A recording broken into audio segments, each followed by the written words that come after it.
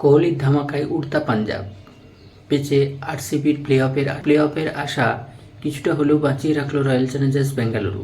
বৃহস্পতিবার পাঞ্জাব কিংসের বিরুদ্ধে তারা ধর্মশালা স্টেডিয়ামে খেলতে নেমেছিল। এই ম্যাচে আরসিবি ব্রিগেড প্রথমে ব্যাট করতে নেমে নির্ধারিত 20 ওভারে 7 উইকেট হারিয়ে 241 রান তোলে। জবাবে পাঞ্জাব একভাবে দলের মুখে পর্যন্ত বেঙ্গালুরু 60 রানে জয়লাভ করে। এই নিয়ে টানা 4 ম্যাচে জয়লাভ করে রয়্যাল চ্যালেঞ্জার্স বেঙ্গালুরু।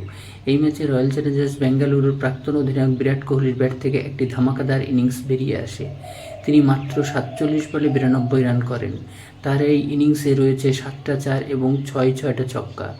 এই ম্যাচে বিরাট 195.74 স্ট্রাইক রেটে ব্যাটিং। শেষ বেলায় ক্যামেরন গ্রিনও একটা গুরুত্বপূর্ণ ইনিংস দলকে উপহার দেন।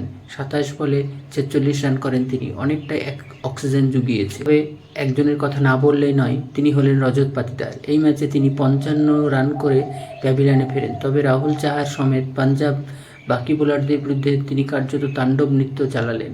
রয়্যাল চ্যালেঞ্জার্স বেঙ্গালুরুকে শুরুর দিকে গতিটা দেওয়া দরকার ছিল, সেই দায়িত্বটা পালন করলেন রজত।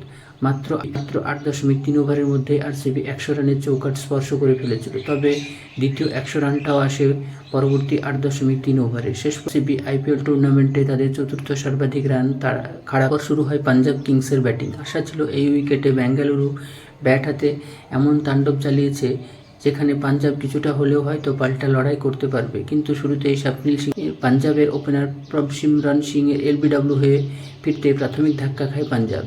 এরপর দ্বিতীয় উইকেটে রাউলি রুসো ও জনি বেস্টো একটা বড় পার্টনারশিপ গড়ে তোলেন।